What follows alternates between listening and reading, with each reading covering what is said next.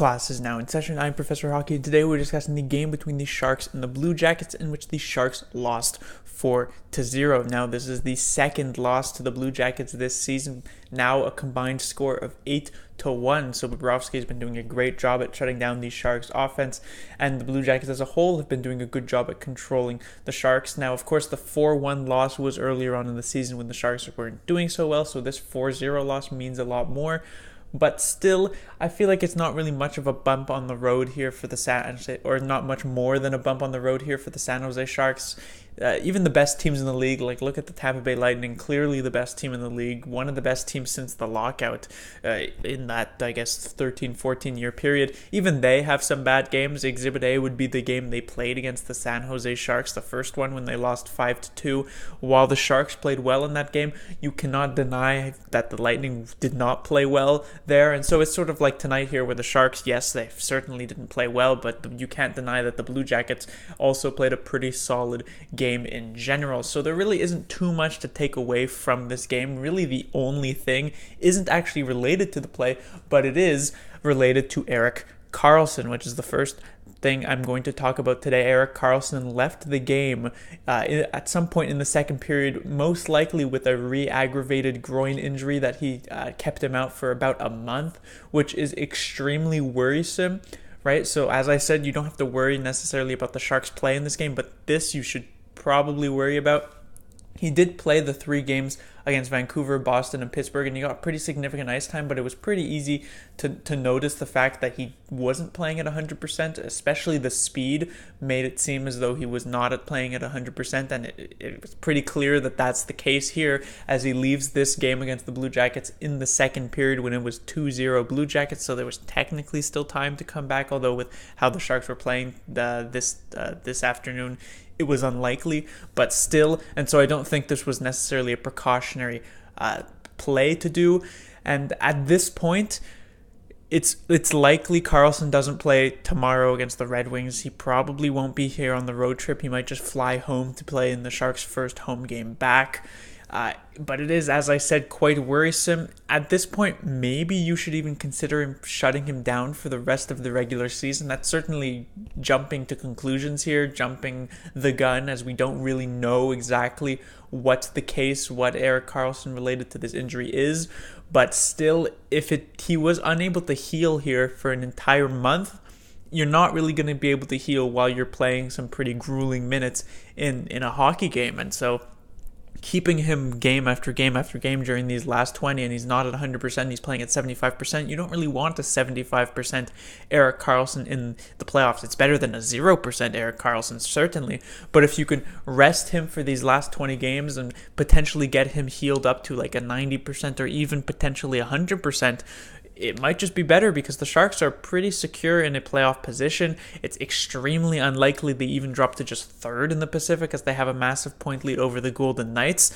And so it might be in the Sharks' best interests, but I don't want to say too much right now as we don't know all the information about what exactly occurred with Erik Carlsson, what is his situation, but I guess that would be expecting the worst. Now, if you want to expect the best, you could say that Carlsson misses the game, as I said, against Detroit, misses the game against Boston on Tuesday, but then is just back for the home game. That's certainly the best case scenario, in my opinion. I guess technically the best case scenario would be he plays tomorrow, but I feel like that's extremely unlikely at this point.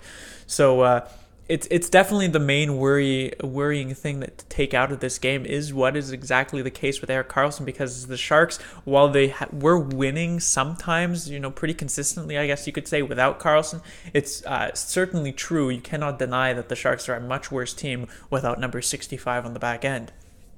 Next is Martin Jones, the starting goaltender for the San Jose Sharks in this game. Not really at fault in this one, honestly. I don't think any of these players you could point to as being particularly at fault, much worse than everybody else, honestly. There's nobody you can point to as being actually a good player in this one, right? Meyer, Couture, Pavelski, Kane, Hurdle, none of these players actually did what they needed to do, and Martin Jones is a part of that. The first 3 goals you can't really blame him on. The first one by Jenner, Burns makes a terrible read. Then the second one by Duchesne, Braun gets deked out by Panarin. The third one, it's tipped on Jones. It squeaks through. They put it in. The fourth one, obviously, you can blame Jones. This was one of the softer goals we have seen from Jones this season. Some people say that he gives up a lot of soft ones, and you could certainly argue that, but I feel like none were objectively soft like this one here to Dubois was. I don't remember the last goal that you could really point to and say Jones needs to have that 100% like this one with Dubois. And luckily for the Sharks, it was the 4-0 goal in a game where the Sharks basically had no chance of coming back in. So if there was a moment to give up a soft goal like this, it was this game and at that moment. And so I guess that's okay. Jones then didn't really finish the night. A couple minutes later, he ends up getting pulled for Arundel, who will most likely get the start in Detroit. So as I was saying, Martin Jones not really at fault in this game. He was basically just with the other 19 skaters of having a pretty bad game in general. Finally, I'll talk about Micheal Haley, and I will say before I talk about Haley, he is not the person at fault for this game either. Honestly, if you were to take a look at the 12 forwards and you were to say rank them in the order of who was worse in this game, you would probably have Micheal Haley near the last few forwards you mentioned, because it's not like he was terrible or anything like that. But just to say, yesterday I mentioned him. I said his play wasn't very good, but I was still okay with it. The Sharks won 4-0. He punched Crosby in the face. What more could you actually want? But now in this game, I feel like I have to mention Micheal Haley just is not good enough to be in the NHL. I mean, the Sharks are one of the few teams still icing an enforcer here. And, I mean, they weren't earlier in the season, but they have these past two games. I mean, I can think of the Nashville Predators. I think they play Cody McLeod at least somewhat frequently. So they're another one. But I just don't think Haley has the skill to keep up. And the Sharks are a team who consistently mention the fact that they want to roll four lines and have four lines pressuring at all times. And when you're running with Melker Carlsson, Barclay Goodrow, and then Micheal Haley, you're sort of forfeiting that. We continue to see that Haley, while his hockey IQ isn't terrible, he seems to be able to put himself into decent positions on the ice. He just doesn't have any puck handling skills to be able to make any sort of play happen. We saw it again this game.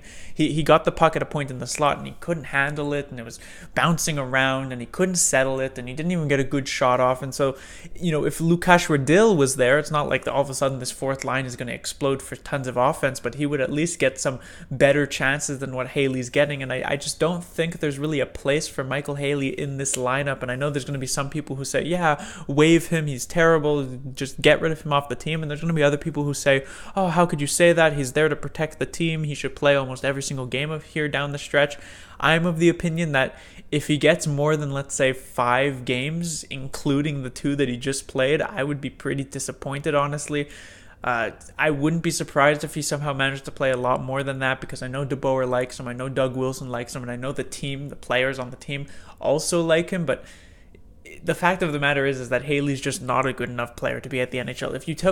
If you made him like a player who got 0 penalty minutes, he just never took a penalty, his skill level would put him at some point at some moment in the AHL. He would have to be like a bottom 6 player even in the AHL, because he just doesn't have the skill, and it basically just ends at that. He's just not good enough. But that will do it for this review. The Sharks will be back in action tomorrow. They'll face off against the Detroit Red Wings, and I had said coming into this game against the Blue Jackets that the Sharks might get lucky, that the Blue Jackets might bench one of Panarin or Bobrovsky, or even both, looking forward to the trade deadline.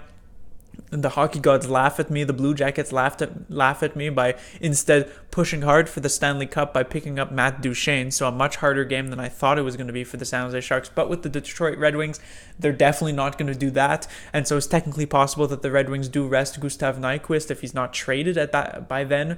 And so the Sharks, it's going to be a good opportunity for them to get back into the win column. It will be a back-to-back, but let's be honest, they really didn't use too much energy in this game against the Blue Jackets, so that shouldn't be too bad. They'll be able to empty the tank, and they'll look to get back into the win column, because at the moment they do trail the Calgary Flames by 3 points for first place in the Pacific Division, and the Flames have a single game in hand. So if the Sharks don't win here in Detroit, they're going to still trail by 3, as well as the Flames being 2 games in hand, and with only 20 games left to make up some ground, but the Flames having a pretty easy schedule and them mostly rolling along well, it's going to be a tough chance to get first place in the Pacific.